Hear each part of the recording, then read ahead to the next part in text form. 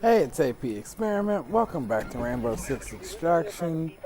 I've seen a lot of talk in game and on YouTube from other Rainbow Six Extraction content creators that Echo is OP.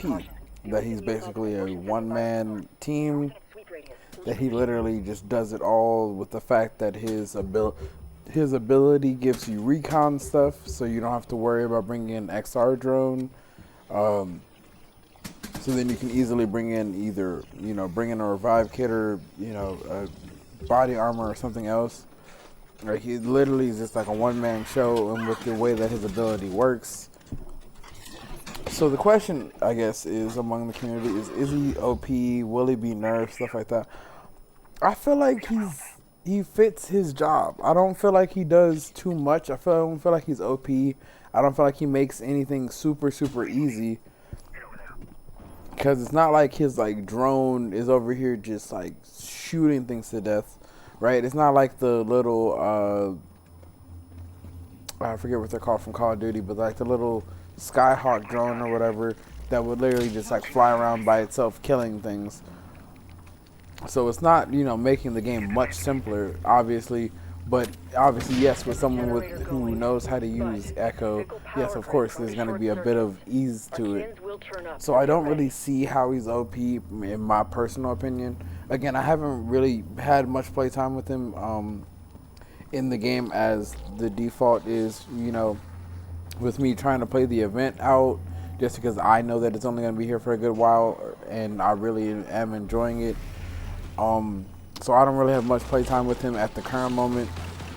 At least not enough to say for myself that he's OP. I haven't seen it. The guy I was playing with that was using it, he was very good with the way that he was using it. He was playing back a lot more. He was making sure to scout ahead, look for different corners, look for different setups. I also found it very interesting that this team, I think the guy who's talking in text chat actually had a mic, but he just the Echo, he just decided to use the text chat. So I thought that was very interesting. Maybe it's like he was zone in his zone or whatever, wanted to make sure he heard game sound. I don't know, but I thought that was very interesting as well. But I don't see how Echo is OP. Maybe if there's something about him that you guys know that I do not know from my lack of playtime, leave it down in the comment section. I do want to know. Obviously, I'm going to be putting a lot more time in the next couple of days since I do have free time away from work. So obviously, I'm going to get to see. I should be able to put in a decent amount of hours. Even if I end up having to really just do it the way that I don't want to, and just end up going in a solo Truth or Consequences to do studies with him, because I'd rather not do that. I'd rather actually play the Eclipse event. I am enjoying it. I am trying to do the studies.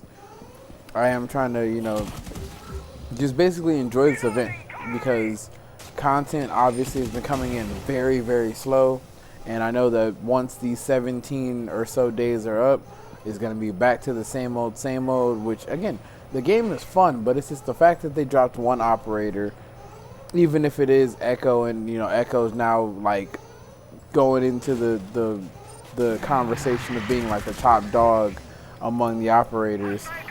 I feel like the three-man unit still would have been way better for everybody. That way, that we wouldn't have this issue where it's like, okay, we're having this one conversation about this one operator, but we also have to hope that I have a chance, or that me as a player has a chance to pick him when I'm solo queued up with randoms, or that I don't have a selfish friend that's always picking him before me. Like that's just having that thing should have been something that they thought about. Having that moment where it's like you have to basically fight to use the new character. I feel like that's very silly. I feel like they should have dropped him.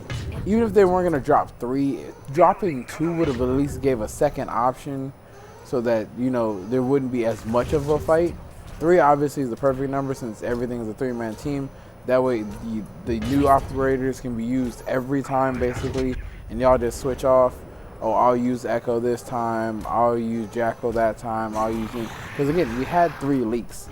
Like, we've known that we've known about 3 operators that could possibly come to the game for months. Echo, Jackal, Ying. I felt like if you would have dropped them as a 3-man team, since literally majority of the game during early content is you unlocking the teams in groups of 3. Like, you unlock most of the roster in groups of 3. So I feel like the update should have came in groups of 3. I feel like that would have been much smoother. But again, this is the Rainbow Six way of them dropping 1 operator at a time. I can't wait to see what they do next. Obviously, next is the Jackal or the Ying. Since they did the operator this time, obviously the next one's probably going to be the Protean. Unless they do operators back to back, which would be very interesting. But we won't know till nearly Christmas time now. Because what, it's August? So yeah, 3 months from now, nearly, you know, Thanksgiving, Christmas time. That should be about the next time of the next Crisis event. I really am interested. I'm more interested actually to see what type of mutations that they drop. Hopefully that the mutations that they, I mean not the mutations, the variants of the Archaeans that they drop, as well as the the mutations that they drop, would be very interesting. I am actually very surprised that they do not just leave the Crisis event mutations in rotation. I feel like that would be beautiful to just have the spillover pop up as one of your as something that you can get during, you know, maybe your solo missions on San Francisco or something. Obviously, yes, we don't want the mutation, one of those mutations coming up from Maelstrom Protocol or for the assignments, but for something like the San Francisco or the New York, or where you're just literally doing your personal studies, I feel like having the Crisis event mutations in rotation would be kind of fun.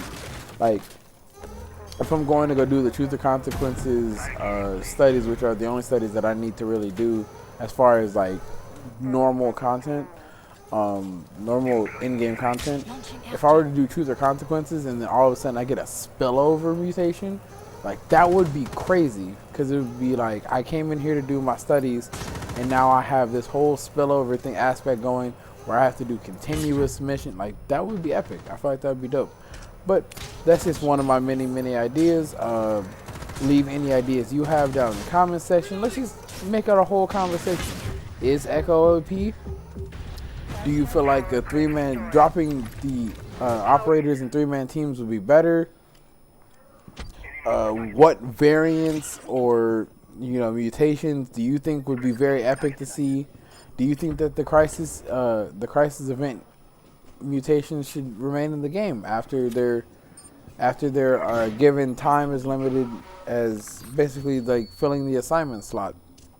So yeah, just leave that all down in the comment section. It's been AP Experiment. Catch you in the next one.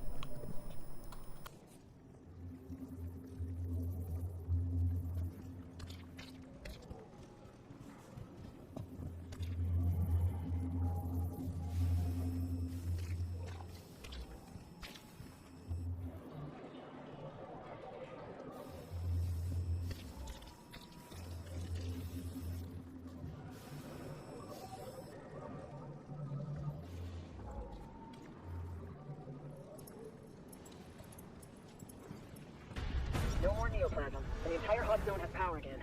Major raise the extraction point.